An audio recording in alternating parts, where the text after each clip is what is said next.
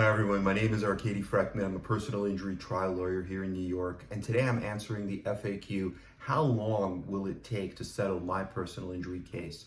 And we did another video where we talked about injuries, and if you have a quick, simple, easily diagnosed injury, it could be even 4 to 6 months. And if you have a more complex injury that's life-changing, then it'll be a bigger amount, possibly 7 figures, millions and millions of dollars. But then it could take longer because the insurance company has to check out everything and you have to go through the whole process. But what other factors other than your injury influence the time that it will take for you to get paid?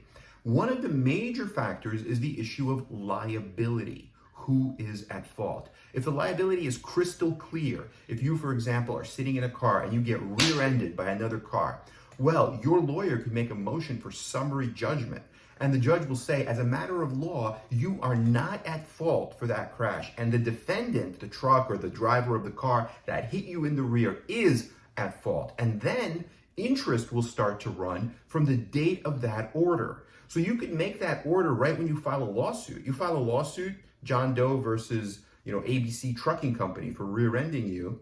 And then just like another day or two after that, file a summary judgment motion with an affidavit saying he rear-ended me, here's the police report, here are photos, it's irrefutable.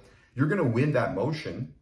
The defendant is gonna be at fault, and now they're gonna have to pay 8% interest on any judgment. So they're gonna be now pushed and forced into a corner to try to settle with you early because they don't wanna pay 8% on top of whatever amount that you win, that a jury gives you. Because if you have a serious injury, let's say you have a spinal fusion surgery, a jury could return a verdict for $2 million. Well, now, if the case takes, let's say, 3 years to get up to trial, 8% per year, they're gonna have to pay on top of the $2 million.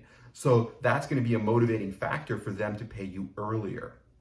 And on the flip side, if you have more of a complex liability case, let's say you have like a slip and fall, and you're not entirely sure how the puddle of water got there, and then your lawyer is deposing all these different witnesses, and one of the witnesses might say, you know what, I'm not sure if there were prior complaints about people falling on that water puddle before. That has to really go to corporate, and corporate is in a different state, and now your lawyer has a dilemma, right? Either your lawyer has to depose additional witnesses from corporate, or they have to get the judge involved to do a motion to compel that discovery. Or if they feel like they have enough evidence, they could say, you know what, I'm just gonna be fearless. I'm not gonna wait any longer. I'm not gonna ask for more depositions. I'm just gonna go with what I have. So that's really a judgment call depending on the facts and circumstances of each case.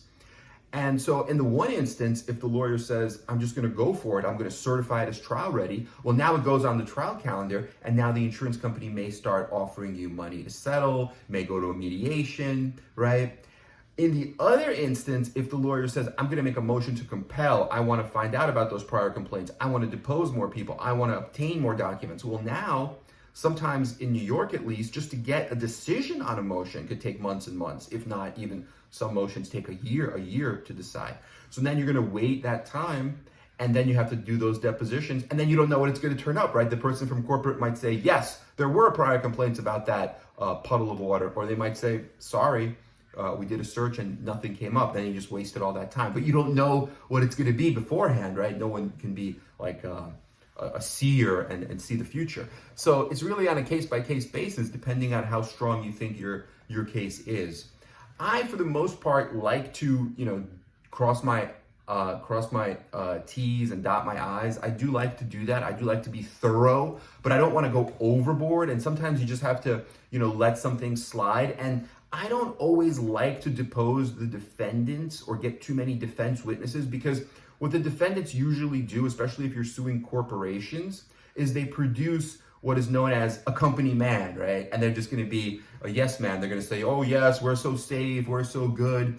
So what I like to do is do a little bit of a discovery outside the box and find out, well, who else was there? What other employees worked there? Maybe one of those employees no longer work there. They're a former employee. Then I'll subpoena them. Now they're a non-party, and they might actually be upset because they got fired or they left because of whatever reason, and they may give you more of the truth as opposed to the company man that the lawyer for the corporation decides to produce, right? They're gonna produce the talking head that's gonna kind of inculpate them from from any liability that's going to shield them. But the former employee is just like a non-party, and it's more persuasive to a jury. And the other thing I like to do is speak to my clients, see if they have any witnesses, not necessarily like friends or family, but just any witnesses at all. And that is a good way to really get to the heart of the matter quickly and get you paid as fast as possible.